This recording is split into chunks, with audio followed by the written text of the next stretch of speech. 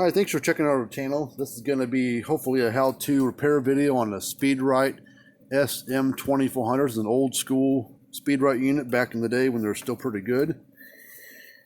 So we're going to, nothing loose on the ends or roll around the inside, so we're just going to plug it in. What it should do is this light should come on solid red, and this light should flash with every pulse when it clicks. So 110, 120 volt unit.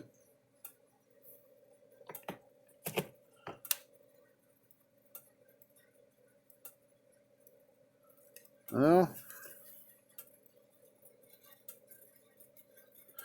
not very loud, and it's clicking kind of fast. It's like every half a second, and it's really quiet. So I don't know what the hell that is. All right, so let's take these screws out of it. This has 5 screws. Ones in the corners are Phillips.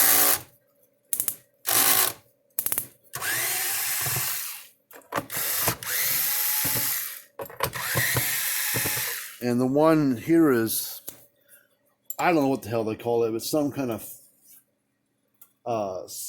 tamper-proof screw. I'm trying to find my bit that I use to take those screws out, and I freaking can't find it. Where the hell is it? It's not Torx. It's just, I don't know. It's a tri-wing or something. I don't know. Some kind of weird bit. Dang it. Where the hell is my bit at? I can't get this thing open without it. I mean, I can drill the head off. That's a pretty big head to drill off the thing. Let me pause this video for a moment and find that bit. I need that right now. All right, I found it. It is a tri-wing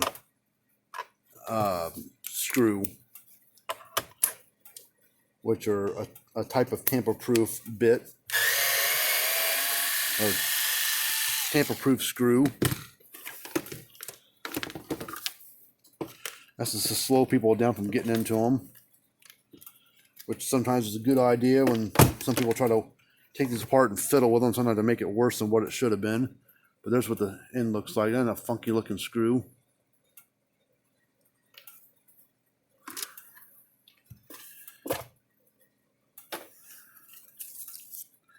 $1992 is when this one was built. It's like a little spec sheet on it. You know, 110, 120 volt. Pulses the duration that the extra shock is on the fence, 0.1 millisecond. Pulses every 1.19 second. Output voltage at 500 ohms was 4.7K. Tested by number 4. So Mr. 4 tested this thing. But I would guess this is probably 2nd of September 1992. So this thing's got some age to it. So we'll save that so we can put it back in there. All right, so it does power on and click, but it's very, very fast. So the first thing I want to check is this capacitor. That's part of the problem. It's a 20 microfarad 900 volt pulse grade capacitor. So we're gonna check that first. And check capacitor. You need to look at your meter if you're trying to do this on your own. If your meter, you look for that yellow symbol there. It's not always yellow on all meters, but that's what mine is. It's this yellow symbol right above my finger there. That's the symbol for a capacitor, not the white one. It's not ohms. It's a capacitor. It's not a resistor. So we're going to check that. There's no polarity to it. Nothing. So it doesn't matter which way you test it. If it read good, it would have been good. So that's possibly all our problem is, or part of the problem anyways.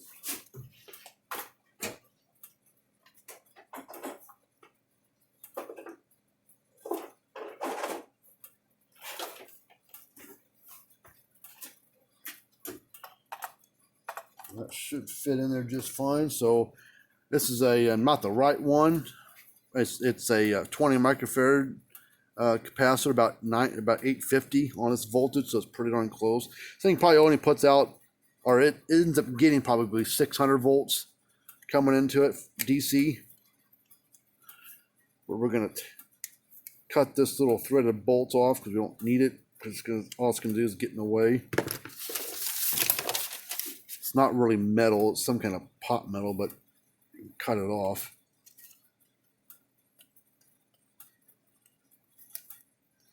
So I'll work my way around it.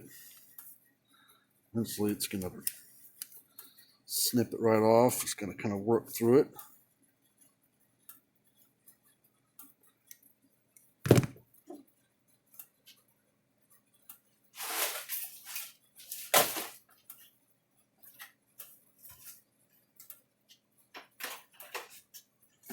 Let's do it the old-fashioned way or the quicker way.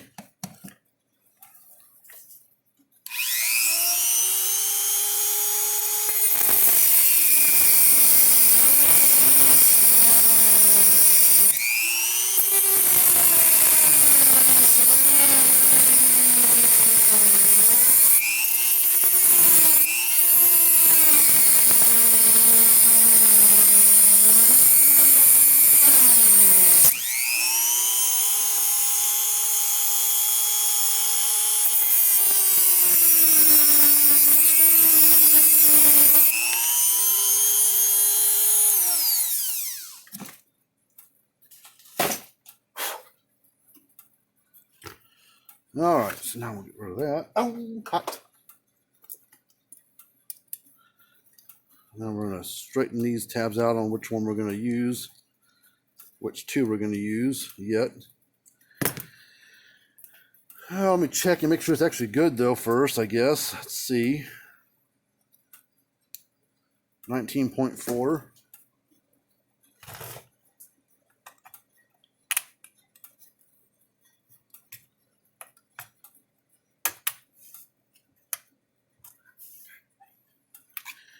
Let's get this board out first. I need to.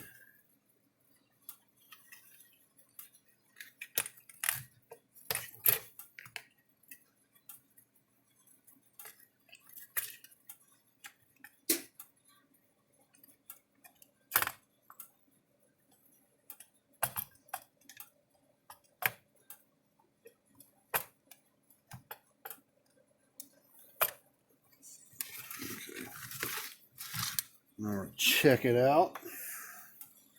See if it pulses a little bit steadier and see if it's a little louder, hopefully, too. Not much louder, but there we go. Check the output.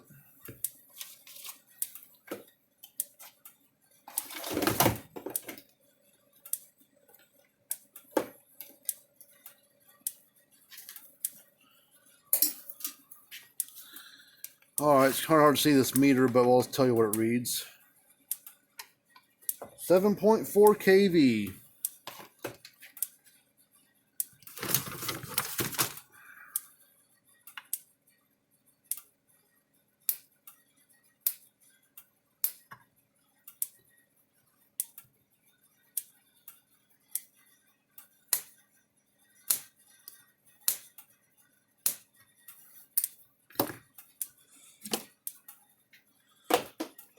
So this one's done. That's a nice cheap fix.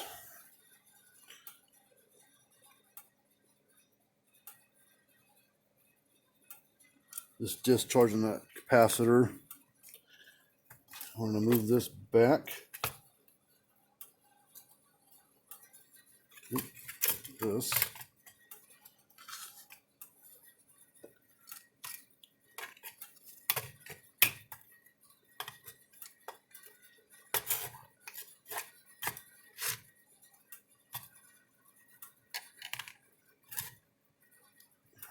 Come on.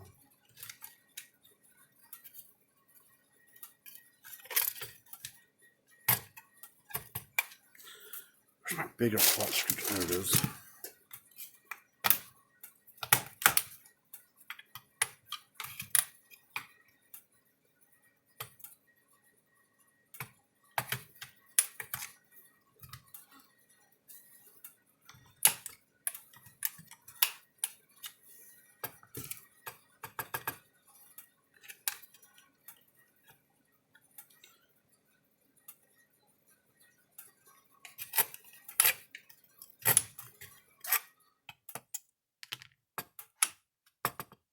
Let's see, will that shut?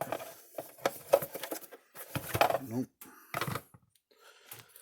All right, well, things fixed. Let's gotta get it out of here now. I gotta be able to get the lid closed on it. This press must be a little longer than the original one was. So we gotta snip this piece of plastic out of the way.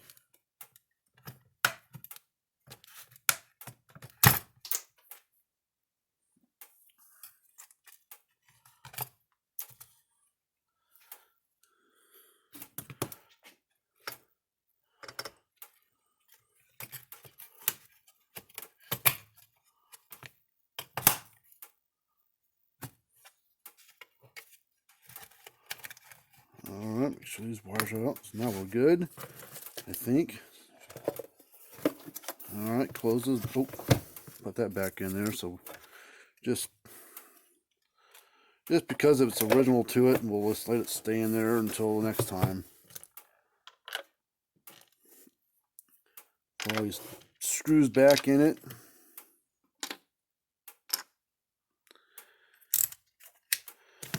Tighten up this tri-wing tool, tri-ring screw first.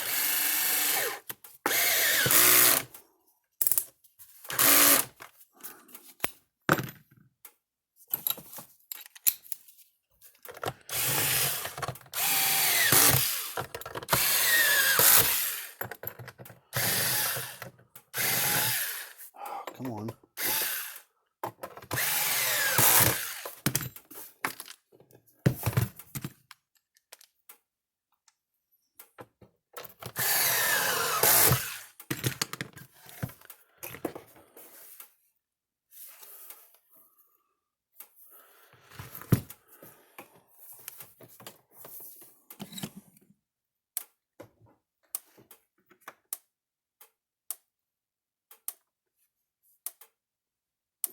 All right.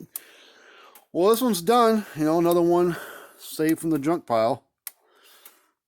So if you got an old Speedrite unit, these old ones from this generation, big ones, small ones, they were really, really, really well made. Old school electronics. They were run for 20 plus years, you know. So these things are really good.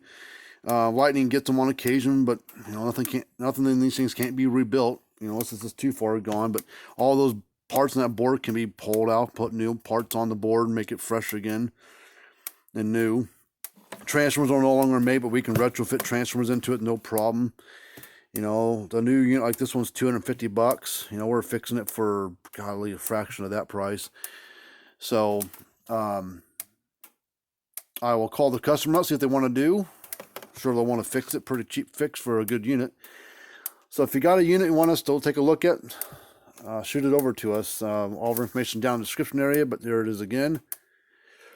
Free quotes and everything. Please subscribe to the channel if you haven't already. Until next time, see you later.